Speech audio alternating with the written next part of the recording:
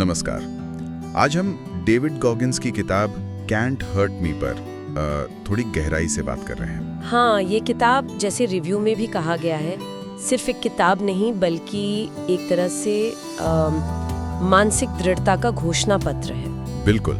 David Goggins मतलब पूर्व navy seal, ultra marathon runner, और जिन्हें दुनिया के सबसे मजबूत इंसानों में गिना जाता है, ऐसा कहते हैं लोग। सही। और रिव्यू बताता है कि उनका बचपन आसान नहीं था।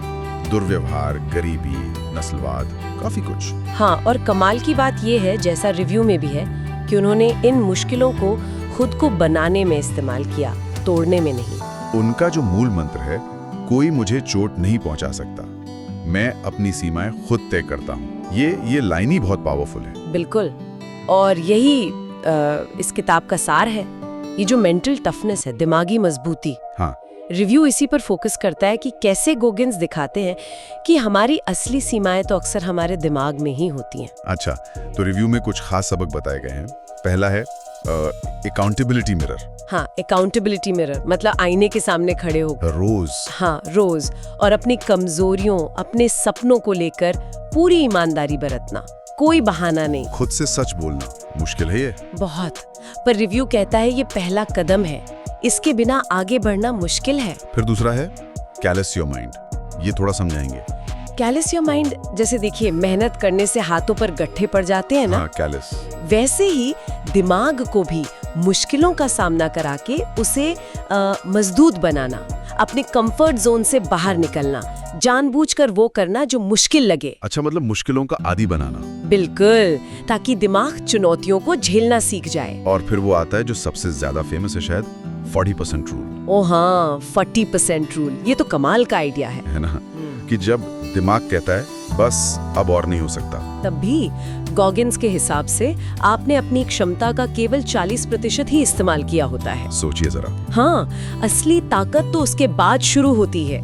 ये विचार वाकई सोचने पर मजबूर करता है कि हम खुद को कितना कम आंकते हैं। बिल्कुल। रिव्यू में एक और सिद्धांत है, टेकिंग सोल्स। ये क्या है? टेकिंग सोल्स, इसका मतलब है कि किसी मुश्किल हालात में, जैसे कोई रेस हो, आप इतना जबरदस्त प्रदर्शन करें कि सामने वाला आपका कॉम्पिटिटर वो देखकर ही हौसला खो दे। ये एक मानसिक जीत है। अच्छा, मतलब परफॉर्मेंस से दूसरे का मोरल डाउन करना। हाँ, पर ये दूसरों को हराने से ज्यादा खुद के अंदर के शक को हराना है। जब आप वो करते हैं जो नामुमकिन लगता है, तो आप अपने डाउट की सोल ले लेते हैं। और गॉगिन्स ने ये करके दिखाया है।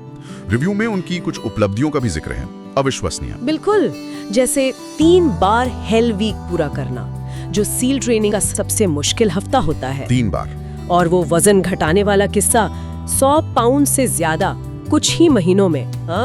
106 पाउंड्स। और फिर वो 100 मील दौड़ना, वो भी बिना किसी खास तैयारी के, 40 घंटे में। और वो पुलअप्स का रिकॉर्ड, गिनीज वर्ल्ड रिकॉर्ड, 17 घंटे में 4030 पुलअप्स। ये आंकड़े नहीं हैं, ये इच्छा शक्ति की मिसालें हैं। ये सब उसी 40% रूल और कैलस योर माइंड का सबूत है ना? हाँ, बिल्कुल।